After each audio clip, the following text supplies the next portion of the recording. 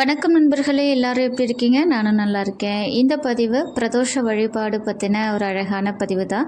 நேற்று செவ்வாய்க்கிழமை பிரதோஷ வழிபாடு நம்ம வீட்டில் நடந்தது. அதை பற்றின ஒரு தகவல் தான். நிறைய பேருக்கு சந்தேகம் இருக்கும், இந்த பிரதோஷ வழிபாடு வீட்டில் செஞ்சால் ஓகேவா, இல்லை கோவிலுக்கு போய் தான் நம்ம வழிபாடு செய்யணுமா அப்படின்னு சொல்லிட்டு. பொதுவாக ஒரு விஷயம் புரிஞ்சுக்கோங்க, இந்த பிரதோஷ காலங்களில் சிவ ஆலயத்துக்கு 30 தேவர்களும் இறைவனை வழிபாடு செய்வதாக ஒரு ஐதீகம். அந்த சமயத்தில் மற்ற எந்த கோவிலில் நீங்கள் வழிபாடு செஞ்சாலும் சரி, பெருமாள் கோவிலாக இருக்கட்டும், அம்மன் கோவிலாக இருக்கட்டும், இதர தெய்வங்களாக இருக்கட்டும், நீங்கள் எந்த தெய்வத்தை வழிபட்டாலும் அதற்கு பலன் கிடையாது. ஏன்னா அந்த நேரத்தில் எல்லா தெய்வங்களும் இறைவனை வழிபாடு செய்ய அங்கே கூடி விடுவார்களாம். இது பிரதோஷ வழிபாடு செய்கிறவங்களுக்கு கண்டிப்பாக தெரிஞ்சிருக்கும்னு நினைக்கிறேன். இப்போ நீங்கள் பெருமாள் கோவிலுக்கே போயிட்டு வழிபாடு செஞ்சால் கூட, பெருமாளும் கூட இந்த சிவ தரிசனத்தை, பிரதோஷ காலத்தில் சிவபெருமானுடைய தரிசனத்தை பார்க்க அங்கே வந்துடுவார் அப்படிங்கிறது ஐதீகம். இந்த பிரதோஷத்திற்கு அத்தகைய சிறப்பு உண்டு. மகாலட்சுமி கடாட்சம் பெருகும், சரஸ்வதி கடாட்சம் பெருகும், மலைமகளுடைய அருள் நமக்கு பரிபூரணமாக கிடைக்கும். 30 தேவர்களும் ஒரே இடத்தில் நின்று நம்மை ஆசிர்வதிப்பார்கள். இப்படி அத்தனை பெருமை மிகு பிரதோஷ கால வழிபாடு அப்படிங்கிறது நாம் ஒவ்வொருத்தரும் செய்யணும். வீடுகளில் கூட உங்களால் முடிஞ்ச வரைக்கும் வெறுமனே பால் வச்சு கூட சுவாமிக்கு அபிஷேகம் செஞ்சு வழிபாடுகள் செய்யலாம். இல்லை பால் கூட இல்லைங்க, சுத்தமான தண்ணீர் வச்சு சுவாமிக்கு அபிஷேகம் செஞ்சு ஒரே ஒரு பூ கூட கிடைக்கலையா, வில்வ இலை இருக்கா, வில்வ இலை வைக்கலாம். ஏன்னா வில்வத்தை போன்றதொரு சமர்ப்பணம் சிவபெருமானுக்கு வேறு எதுவுமே கிடையாது. வில்வ இலை வைக்கலாம். வில்வ இலை கூட கிடைக்கலையா, நம்ம பார்க்குற இடமெல்லாம் நமக்கு கிடைக்கக்கூடிய தும்பை மலர்கள், இதை இறைவனுக்கு சாத்தலாம்.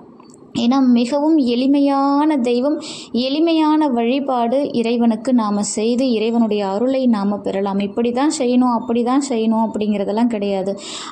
அவர்களுடைய நிலைப்பாட்டுக்கேற்ப, அவர்களுடைய சூழ்நிலைக்கு ஏற்றவாறு வழிபாடுகளை செய்யலாம். நமக்கு ஒரே ஒரு விஷயம்தான் நமக்குள்ளே இருக்கணும். என்ன அப்படின்னா, இறைவனுடைய நாமத்தை உச்சரிப்பது, சுவாமியை அவருடைய அருளை பெறுவதற்கு நாம் தகுதியானவர்களாக மாறுவது. இப்போ நிறைய பேர் கேட்கலாம், அதாவது சிவபெருமானை வழிபட்டால் நிறைய சோதனைகள் வருதே, இப்போ இறை வழிபாடு செய்கிறவங்களுக்கு அதிகமான சோதனைகள் இருக்குது, சுவாமியே கும்பிடாதவங்க நல்லா தானே இருக்காங்க அப்படின்னு கேட்கலாம். ஒரே ஒரு விஷயம், நம்ம மகாபாரதம் எல்லாருக்குமே தெரியும். அந்த பாரத யுத்தத்தில் துரியோதனன் நாராயணர், அதாவது கிருஷ்ண பரமாத்மா கிட்ட கேட்டு வாங்கிறது என்னவோ படைபலத்தை தான் கேட்டு வாங்குறான். அப்போ அர்ஜுனர் என்ன செய்கிறார், கிருஷ்ணனையே கேட்டு வாங்குறார். கிருஷ்ணனை தவிர வேறு எதுவும் எனக்கு தேவையில்லை, கிருஷ்ணன் என்னோட இருந்தால் எனக்கு எல்லா வெற்றியும் கிடைச்சிரும் அப்படின்னு சொல்லிட்டு அர்ஜுனன் கிருஷ்ணனை கேட்டு வாங்கிக்கிறார். ஆனால் துரியோதனனோ கிருஷ்ணன் மீது நம்பிக்கை கொள்ளாதவன், பக்தி அப்படிங்கிறது அவன்கிட்ட துளியும் இல்லை. அப்போ அவன் என்ன செய்கிறான், படை மீது பக்தியை அதாவது படைபலத்தின் மீது தன்னுடைய நம்பிக்கையை வைத்து விடுகிறான். படைபலம் இருந்தால் வென்று விடலாம் அப்படின்னு துரியோதனன் நினைக்கிறான். அப்போ இந்த இரண்டிற்கும் ஒரு வித்தியாசம் உண்டு. அர்ஜுனன் கொண்டிருப்பதோ இறை பக்தி, துரியோதனன் கொண்டிருப்பதோ அதாவது படை மேலே இருக்கக்கூடிய நம்பிக்கை. அப்போ இந்த இரண்டு நிகழ்விலே நாம் தெரிஞ்சுக்கலாம். அப்போது படைபலம் தோற்றுவிட்டது. இத்தனைக்கும் கிருஷ்ண பரமாத்மா கொடுத்த அந்த சேனையானது எந்த களத்திலும் தோல்வியே காணாத சேனை, எப்பயுமே தோல்வியே அடையாத சேனையை துரியோதனனுக்கு வழங்கினார். அது எப்பேற்பட்ட சேனையாக இருக்கும். ஆயினும் அந்த போரிலே அது தோற்றுவிட்டது.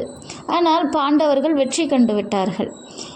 இதனுடைய தத்துவம் என்ன அப்படின்னா, எவர் ஒருவர் இறைவனை சரணாகதி அடைகிறார்களோ, அனைத்தும் இங்கே பரம்பொருள்தான், பரமாத்மாதான் என்று உணர்ந்து இறைவனை சரணடைகிறார்களோ, அவர்களுடைய வாழ்க்கையில் இறைவன் எல்லா சூழ்நிலைகளிலும், அது எப்படிப்பட்ட சூழ்நிலை வந்தாலும் சரி, அவன் துணையாயிருப்பான்.